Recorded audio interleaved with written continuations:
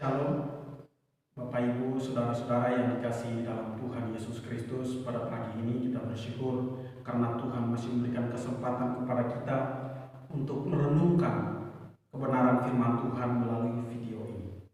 Pada tanggal 22 Maret 2020 hari ini, dan kita sebagai orang percaya, kita bersekutu, beribadah, dan hari ini kita tidak mengadakan di tempat ibadah, tetapi kita mengadakan di rumah kita masing-masing. Dan bukan mengurangi esensi atau hubungan kita dengan Tuhan.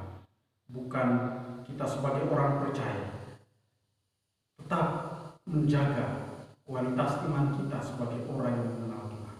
Bapak Ibu, saudara-saudara, sebelum kita merenungkan firman Tuhan ini, mari kita berdoa. Ya Allah, ya Tuhan kami Yesus Kristus, kami bersyukur hari ini kami dapat merenungkan kebenaran firman-Mu. Biarlah firman ini mengingatkan kepada kami, mengajarkan kepada kami, menegur kami untuk membawa kami kepada Tuhan lebih setia, lebih akrab, lebih intim, dan menjaga hubungan kami yang lebih baik dengan Tuhan. Terima kasih melalui firman Tuhan hari ini. Biarlah kami dapat mengerti kehendak-Mu dan kami dapat melakukan di dalam kehidupan di tengah-tengah bangsa Indonesia, di tengah-tengah keluarga kami, di tengah-tengah pekerjaan kami sebagai warga gereja. Terima kasih Tuhan Yesus, kami ucap syukur dan berdoa. Amin. Bapak Ibu, saudara-saudara yang kasih dalam Tuhan, pada pagi hari ini tema kita adalah berkat Tuhan di balik virus corona. Kalau melihat dari tema ini ada maksud Tuhan, ada tujuan Tuhan, ada rencana Tuhan yang Tuhan akan nyatakan melalui peristiwa ini. Virus yang serang merajalela di tengah ancaman dunia, hampir lebih dari 100 negara yang mengalami hal yang sama seperti di Indonesia sekarang. Dan kita bersyukur bahwa semua yang Tuhan izinkan supaya kita menyadari, kita mengetahui apa yang harus kita lakukan sebagai warga gereja, sebagai orang percaya kepada Kristus. Bapak Ibu, saudara-saudara yang kasih dalam Tuhan, bahwa tema kita hari ini berkat Tuhan di balik wabah virus corona. Dan ini sangat luar biasa.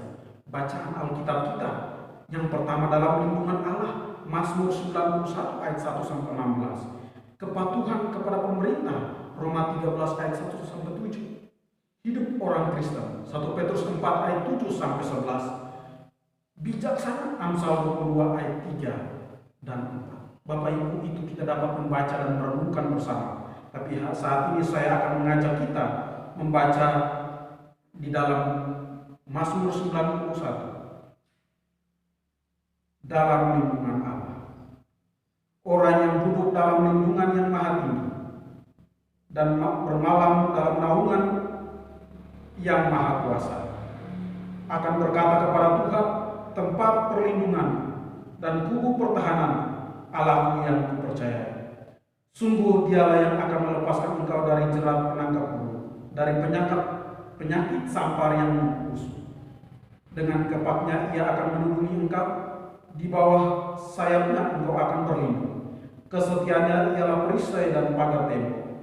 Engkau tak usah takut terhadap kedahsyatan malam, terhadap panah yang terbang di waktu siang, terhadap penyakit sampar yang berjalan dalam gelap, terhadap penyakit menular yang mengamuk di waktu petang. Walaupun 1000 orang rebah di sisi dan 10.000 di sebelah kananmu, tetapi itu tidak akan menimpa. Engkau hanya menontonnya dengan matamu sendiri, dan malaikat pembalasan terhadap orang-orang fasik. Sebab Tuhan ialah tempat pelindung, yang maha tinggi telah kau buat tempat perteduhan. Malapetaka tidak akan menimpa kamu, dan tulah tidak akan mendekat kemamu. Sebab malaikat-malaikatnya akan diperintahkannya kepadamu untuk berjaga engkau di segala jalan. Mereka akan menantang engkau di atas tangannya, supaya kakimu jangan terantuk kepada batu. Singa dan ular tedung akan kau langkahi. Engkau akan menginjak anak singa dan ular. Sungguh hatinya melekat kepadaku, maka aku akan meluputkannya. Aku akan membentenginya, sebab ia mengenal namaku. Bila ia berseru kepadaku, aku akan menjawab. Aku menyertai dia dalam kesesakan. Aku akan meluputkan dan memuliakannya. Dengan panjang umur akan kukenyangkan dia, dan akan kuperhatikan kepadanya keselamatan daripada. Itulah pembacaan kita dalam Mazmur 91, dan pembacaan kita yang kedua di dalam pertama Petrus pasal yang keempat ayat 7 sampai 11, hidup orang Kristen. Hidup orang Kristen. Kesudahan segala sesuatu sudah dekat. Karena itu kuasailah dirimu dan jadilah tenang supaya kamu dapat berdoa. Tetapi yang terutama, kasihilah sungguh-sungguh seorang yang lain, sebab kasih menutupi banyak sekali dosa. Berilah tumpangan seorang akan yang lain dengan tidak bersungut-sungut. Layanilah seorang akan yang lain sesuai dengan karunia yang telah diperoleh tiap-tiap orang, sebagai pengurus yang baik dari kasih karunia Allah. Jika ada orang yang berbicara, baiklah ia berbicara sebagai orang yang menyampaikan firman Allah. Jika ada orang yang melayani, baiklah ia melakukannya dengan kekuatan yang dianugerahkan Allah, supaya Allah dimuliakan dalam segala sesuatu. Karena Yesus Kristus, ia telah mempunyai kemuliaan dan kuasa sampai selama-lamanya. Amin. Bapak Ibu, demikian itu melandasi pembacaan kita pada pagi hari ini. Kita melihat banyak kejadian yang terjadi, persoalan yang terjadi, masalah-masalah yang terjadi, masalah di dalam rumah tangga kita, masalah dalam pekerjaan kita, masalah yang cukup besar hari ini dihadapi, wabah virus corona. Itu membuat banyak orang merasa takut, banyak orang merasa cemas, banyak orang merasa bimbang, banyak orang merasa ragu dengan kehidupan ini. Entah apa yang akan terjadi, entah apa yang bisa kita lakukan untuk menghadapi situasi ini.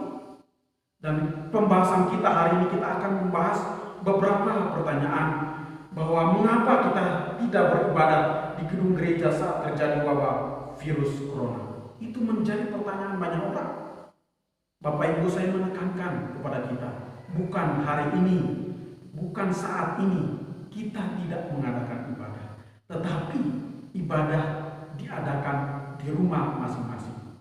Itu tidak mengurangi esensi kita, hubungan kita dengan Tuhan, persekutuan kita dengan Tuhan, keakraban kita dengan Sang Pencipta. Itu yang menjadi tantangan bagi kita. Itu melatih iman kita. Kita berada di rumah, kita bisa berdoa, kita bisa membaca Alkitab, kita bisa berkomunikasi, hidup bersama dengan keluarga. Itu sangat bermanfaat bagi kita. Kita bersyukur bahwa mengapa banyak akhir-akhir ini banyak orang mengatakan hal seperti itu. Kenapa tidak di gedung gereja? Kenapa tidak seperti ini dan seperti itu? Tetapi saya mengajak kita membaca di dalam Amsal pasal yang ke-22 ayat 3 dan 4. Kalau orang bijak melihat malapetaka, bersembunyilah ia. Tetapi orang yang tak berpengalaman berjalan terus, lalu kena celaka.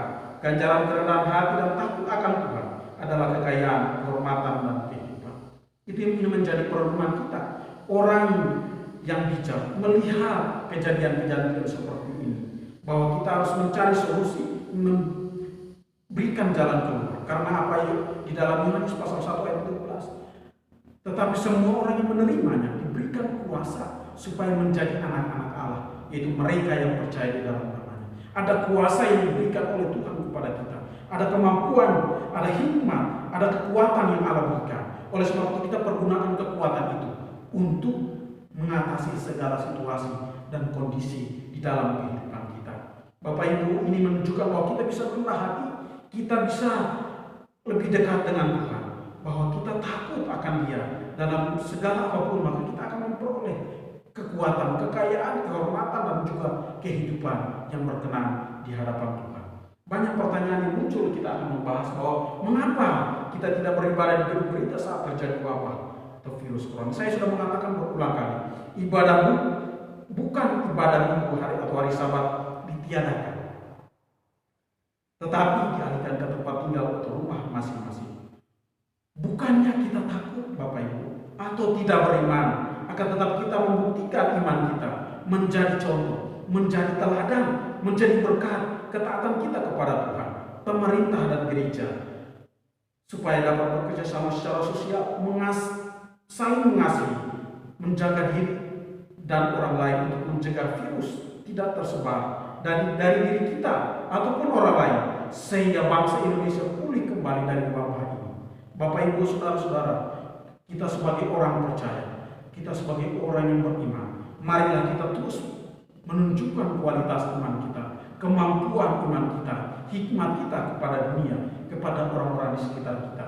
Bahwa kita sebagai orang percaya membuktikan iman itu di dalam kehidupan kita secara nyata. Oleh sebab itu, bahwa ada 3 prinsip mengapa kita tidak beribadah di dalam persekutuan gereja atau dengan kumpulan orang yang banyak. Itu terjadi karena itu menghindari virus itu tidak tersebar, menghindari kita tidak mengalami penyakit seperti itu, menghindari sebagai ketaatan kita yang pertama kepada Tuhan Yesus Kristus. Kita membuktikan kita dah sebagai orang percaya, kita membuktikan bahwa kita taat kepada Tuhan. Kita